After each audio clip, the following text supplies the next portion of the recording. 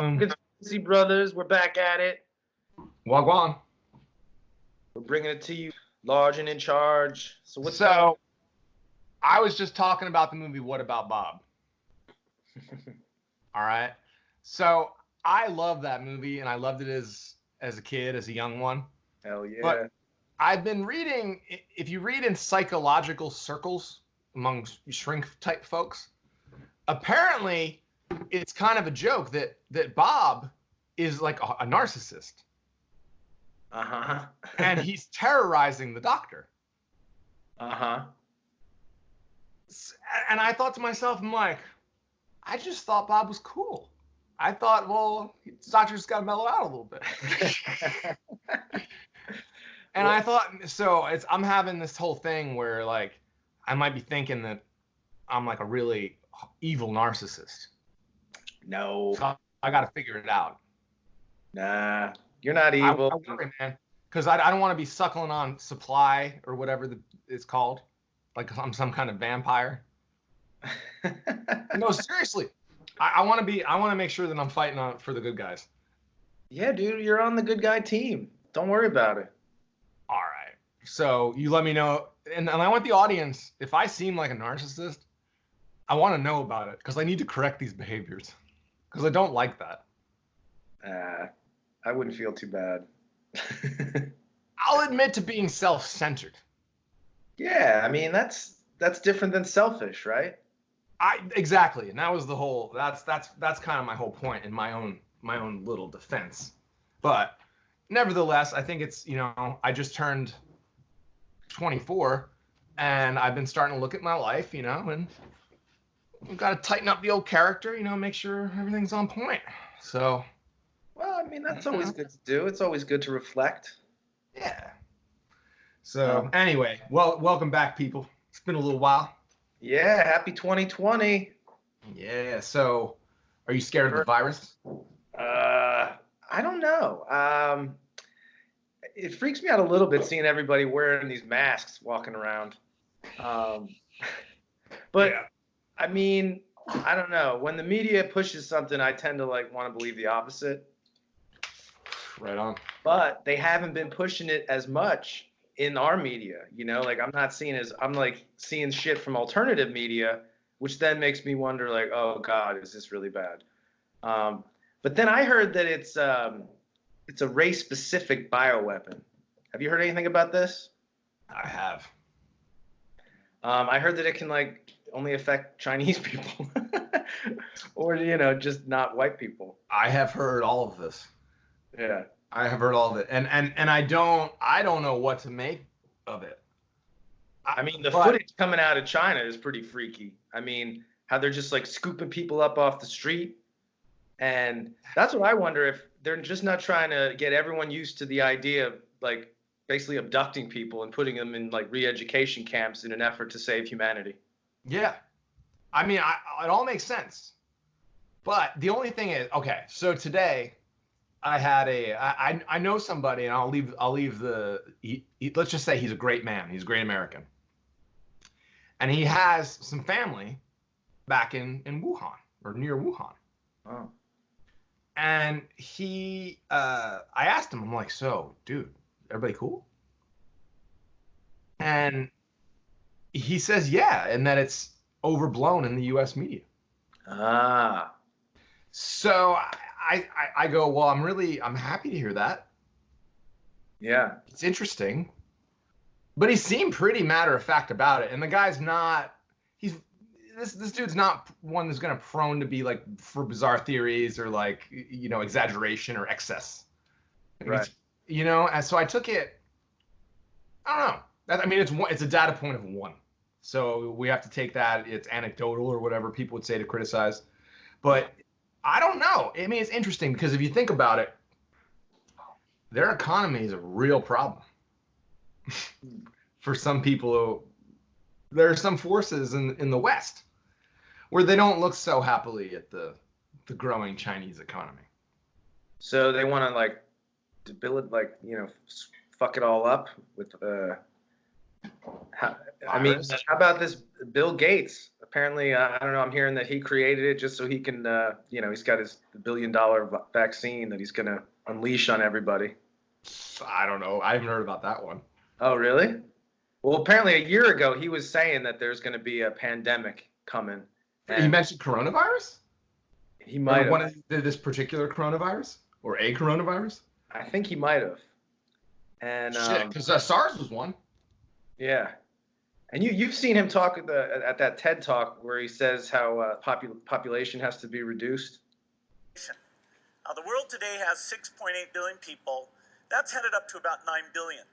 Now, if we do a really great job on new vaccines, healthcare, reproductive health services, we could lower that by perhaps 10 or 15%. But there we see an increase of about 1.3. Yeah. Yeah, he was like, the population now is about, I don't know, what was it, 6.8 billion, and then it's going to go up to 9 billion in the next year. That's not too many. By most people who have really thought about it, it's not too many for the planet to host. Yeah, no, this overpopulation thing is bullshit. It's total nonsense. Yeah. I tell you, man, a lot of people who were super nerdy, and let's say they got powerful or rich, they might have sort of a negative worldview.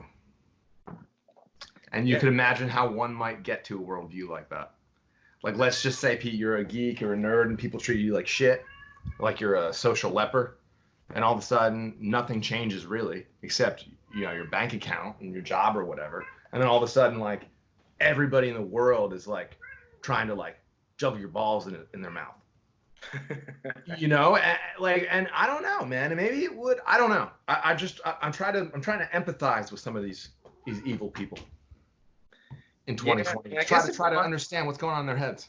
Well, if you want to empathize with them, I mean, you could think about how they were kids once and what happened to them as kids that turned them into these evil assholes, And that's like, I don't like the feeling of feeling bad for them. No. But when I start going down that road of like, wow, they were kids and what happened to them, It's a shame too, because sometimes like the belligerent anger, like just brutal, like you want to just go kill the enemy or whatever. In a way, that's kind of like a good feeling, sort of. Yeah. Compared to, not good, but compared to the feeling of the full realization that it's just sad. Yeah. Because that the fact that it's just sad, that just takes the wind right out of you. You don't have any more battle cry after that. It's just fuck. Yeah, I mean, as much as I despise like the pedophiles and shit, I've heard that, largely they were molested as children as well. I know. I always wanted to believe that they were the enemy, that I could turn into the monster and we could just go get them, and that they were the devil, basically. Yeah. But they are, but shit. Yeah, they've been taken over by like the evil spirits, that's for sure. So even you can keep hating on them because they've gone to the dark side. Yeah, and it just shows you the irredeemable. Even you feel bad for them. So like, what a shit deal. Yeah. Maybe I wish I didn't feel that way, but I do. Yeah, I mean, it's like, I forget which, there was these two kids, well, they were like late teens or early 20s, and they were of like some royal family, I forget which one. And they would talk about like the horrific things that they endured as kids by their parents. Like the dad, the one kid talked about how the dad would just like drop the kid on its head over and over and over. And all sorts of horrific shit.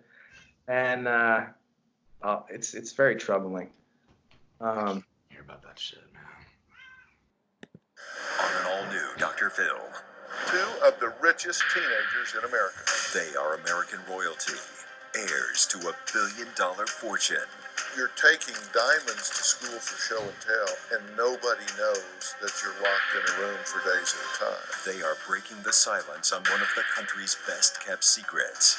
We're tied up, duct tape on cement floors. In this basement. In the middle of winter, with a deadbolt lock on the outside. The shocking exclusive interview. They say they have been beaten, abused, starved, neglected. They survived the unthinkable. How long would you go without eating? 2 days at a time. Pick you up by your ankles like this, And he would drop me. on your head. Pulling back the curtain on the darkness of riches.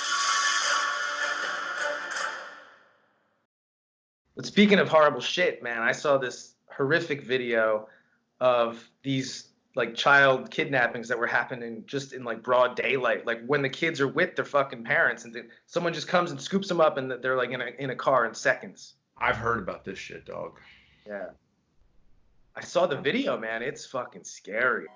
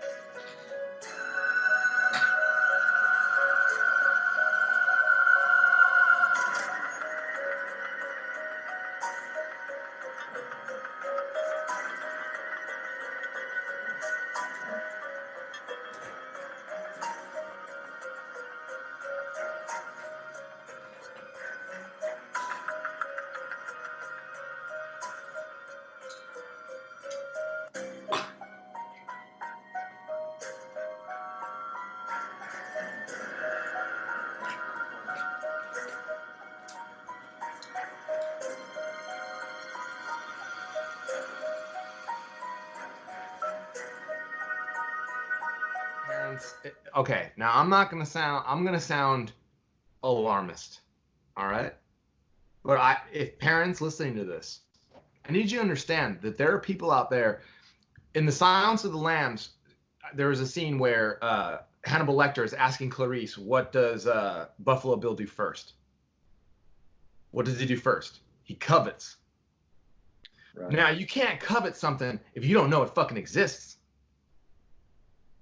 And so what I worry is, and I've heard instances of this, there are kids on social media, and there are people with money. They might say, how about that one? Oh, yeah, totally. I mean, these people that post in their kids' like schools and the kid's name and the picture, I mean, they're making it pretty fucking easy, you know? Yeah. I mean, these parents are goddamn morons for the most part. It costs about $15K from what I read to go on the dark web or whatever to go kill somebody. I believe that article, whatever. Let's just believe it for fun. $15K, right? So that $15K is what you could pay somebody to take that risk of killing somebody. Well, even getting killed themselves in that instance, and the risk of getting caught for the rest of their lives. Yeah. Right? So all of that you can buy for $15K. What if you got $200K? Which people got a lot more than that. That's the thing. Like the people that are the rich people that I'm talking about, like, but I'm not talking about like a fucking Lexus. That's not what I'm talking about. These are people who have the money to burn. Mm-hmm. And I'm just saying, like, I don't want my kid to be known to exist. Yeah. Yeah, this social media, all this shit over the years, you know, programming us to be putting up pictures and everything. I mean, it's all just a trap, you know? But you can't put your kids up on it. No. as cute as they are, you know, because even the cats, Yeah. I feel weird. No, because there've been a few times where I put the cats up there, and I'm just like, man, they're really cute. If somebody tried to, you know, do a Taken type thing, I'll fucking go Liam Neeson. It'll be worse. Oh man. I don't even have those skills, but I'm twice as mean. Yeah, I was just thinking about how it would be awesome to have like a vigilante group to just go and just take care of business. I mean, dude, the evil forces better be careful, because if they keep pushing people the way that they're pushing them and giving them less and less to lose, we're not going to have to do it because people are going to do it for us. Yeah. And that's the thing. Like, that's the equation that you keep shifting these scales. Both sides of that equation, sooner or later, you're going to see different behavior in the fucking universe. Keep taking, rich people. Keep taking, bullies. Keep pushing.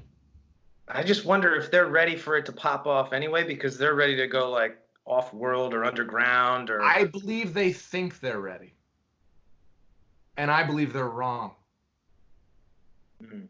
But they do have these underground, you know, bunkers and shit that, you know, at least some of them are going to get away. I mean, unless we could blow them up underground.